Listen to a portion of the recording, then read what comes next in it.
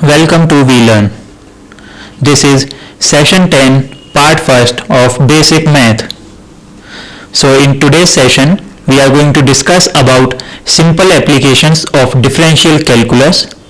So under this category, first of all, we are going to discuss about rate of change of quantities.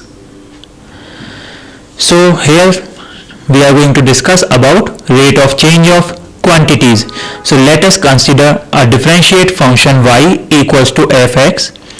We can give a physical interpretation to dy over dx. The derivative dy over dx equals to f dash x represents the rate of change of y with respect to x. Rate of change of quantities का मतलब है कि हम यहाँ पर किसी भी function को जब डिफरेंशिएट करते हैं तो वो उसमें जो वैल्यू चेंज हुई है उसको शो करता है, रेट ऑफ चेंज को शो करता है. So this is denoted by f dash x. That means जब हम किसी y फंक्शन को डिफरेंशिएट करेंगे, as you can see here हमारे पास फंक्शन है y equals to f x. जब हम उसे डिफरेंशिएट करेंगे तो हम उसे लिखेंगे dy ओवर dx, और जब उसको डिफरेंशिएट करेंगे तो हमें मिलेगा f dash x. So f dash x here represents the rate of change of y with respect to x. यहाँ पर f dash x और we can say that dy over dx क्या शो करता है? ये शो करता है कि जो y की वैल्यू है वो चेंज हो रही है with respect to x. So when y varies with x according to the rule y equals to fx. तो यहाँ पर y की वैल्यू जब चेंज होगी तो x की वैल्यूज भी correspondingly चेंज होंगी. Now the next thing here is, thus we can say that f dash x or dy over dx from where x equals to x0 represents the rate of change of y with respect to x at x equals to x0. यहाँ पर जो value है वो change होगी x की y के terms में with respect to x at x equals to x0. That means जो x की वैल्यू है वो इनिशियली हम x0 लेंगे. So here for example, let s be the distance of a particle from origin at a time t. Suppose हमने यहाँ पे imagine किया कि जो s है वो एक डिस्टेंस पार्टिकल है और उसका जो ओरिजिन है वो टाइम t पर हुआ है. सो thus we can say that s is a function of t and the derivative ds upon dt represents speed which is the rate of change of distance with respect to time. यहाँ पे हमने speed का जो change है with respect to time वो show किया है. That means here we have represented the speed which changes according to the time. Now we can use chain rule to find the rates of two or more related variables that are changing with respect to the same variable. हम यहाँ पर अब chain rule का use कर सकते हैं according to विच हम क्या करते हैं, अगर हमारे पास एक फंक्शन के अंदर दूसरा फंक्शन है, that means multiple number of functions हैं, तो उनको हम वन बाय वन सॉल्व करते हैं. Now as you can see here suppose x and y are both varying with t. यहाँ पर x और y हमारे पास दो वेरिएबल्स हैं, उनकी जो वैल्यू है वो अकॉर्डिंग टू t चेंज हो रही है. So then by chain rule we have dy over dt and this will be equal to dy over dx into dx over dt. So this is how we have performed the rate of change of quantities operation. हमने यहाँ पे change को show किया है. So we will get f dash x dx over dt. So thus the rate of change of one variable can be calculated if the rate of change of the other variable is known. यहाँ पर rate हम calculate कर सकते हैं किसी भी variable का कि वो किस rate से change हो रहा है in terms of the other variable.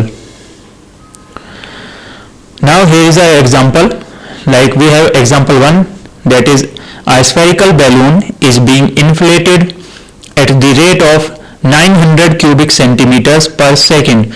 एक spherical balloon है, उसको हमने inflate किया at the rate of 900 cubic centimeters per second.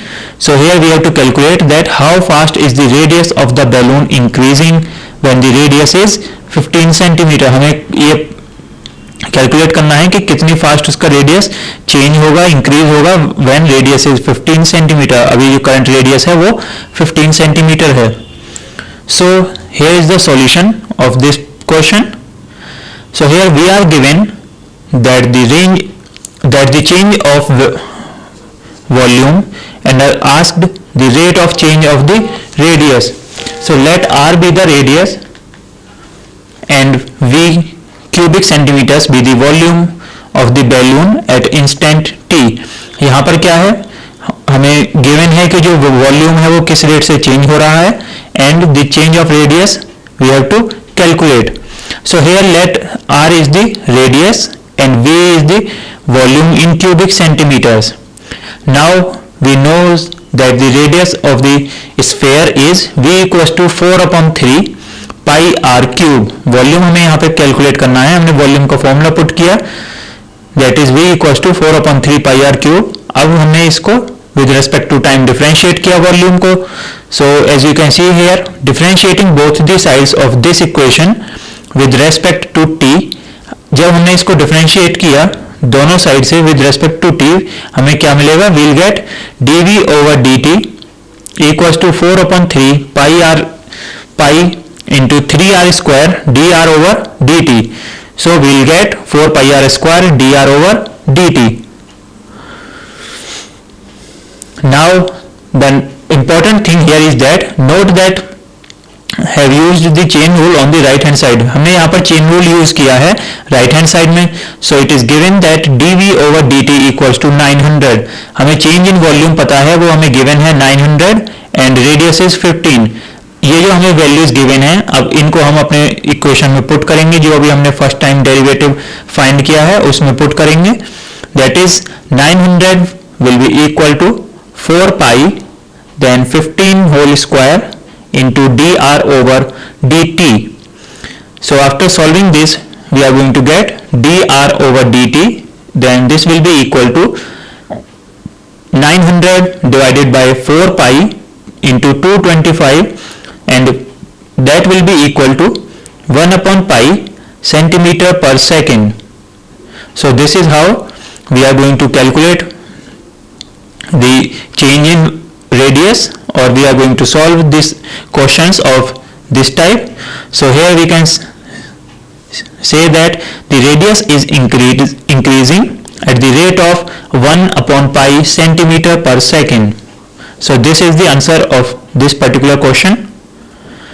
Now let us look at another example. Here we are going to solve another question. Like we have a rock, that is a rock is thrown into a lake producing a circular ripple.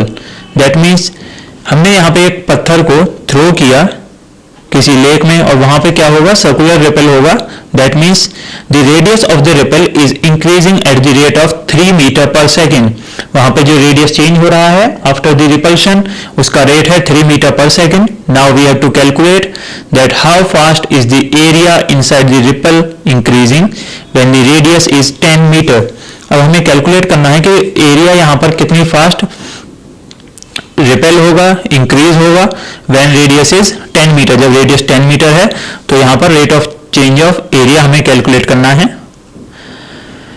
Now in the solution part we are given the rate of change of the radius and we are asked to find the rate of change of area. हमें यहाँ पर rate of change of radius given है और हमें rate of change of area calculate करना है. So let r m be the radius and a square meters be the area at time t. यहाँ पर क्या है, हमने लेट किया कि r क्या है, रेडियस है, और a क्या है, स्क्वायर मीटर्स में जो एरिया है एट अ पर्टिकुलर टाइम वो हमने शो किया है. 10 a equals to pi are square, area क्या है, pi are square. So differentiating both the sides with respect to t we get, जब हम यहाँ पर अब डिफरेंशिएट करेंगे दोनों साइड्स को t के रेस्पेक्ट में तो हमें मिलेगा dA upon dt and this will be equal to dA upon dr into dr upon dt. यहाँ पर फिर से हमने चेन रूल अप्लाई किया है. चेन रूल अप्लाई करने के बाद जब हम डिफरेंशिएशन परफॉर्म करेंगे a equals to pi are square का, तो हमें मिलेगा dA upon dt, then this will be equals to 2 pi r into dr over dt. जब r को हमने t के रेस्पेक्ट में डिफरेंशिएट करेंगे तो r स्क्वायर को जब हमने डिफरेंशिएट किया तो हमें 2r मिला. सिमिलरली जब r को डिफरेंशिएट करेंगे तो dr over dt मिलेगा. Now we are given when r equals to 10 dr over dt equals to 3. हमें ये क्वेश्चन में गिवन है कि जो चेंज ऑफ रेडियस है वो 3 है एंड रेडियस की वैल्यू 10 है. So we have used those values and put it into a given equation. So we have dA over dt equals to 2 pi into 10 into 3 and this will be equals to 60 pi. So thus the area will increase at the rate of 60 pi square meter per second. So this is the answer of this particular question. Now let us look at another example.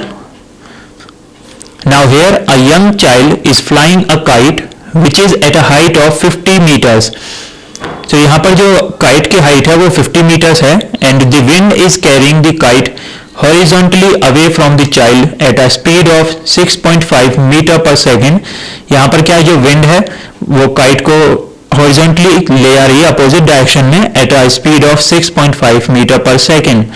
So here we have to calculate that how fast must the kite string be let out when the string is 130 meters. यहाँ पर जो string है वो 130 meters की है, that means जो thread है वो 130 meters का है और जो kite है वो कितनी स्पीड पर लेट आउट हो रही है, रिलीज हो रही है, वो हमें यहाँ पर कैलकुलेट करना है. So here let h be the horizontal distance of the kite from the point directly over the child's head. अब यहाँ पर क्या है, हमने हाइट को इमेजिन किया कि वो h हाइट पर है. Similarly let l be the length of kite string from the child to the kite at time t. l क्या लिया हमने, लेंथ ली स्ट्रिंग की at a particular time t. Now you can see in the figure on the next slide. So here we have used a formula of hypotenuse, that is L square equals to h square plus 50 square. So here we have used the hypotenuse formula and we have taken here the height, that is 50 meter. So we have 50 square. Now you can see in this figure we have a height from child to the kite, that is 50 meter.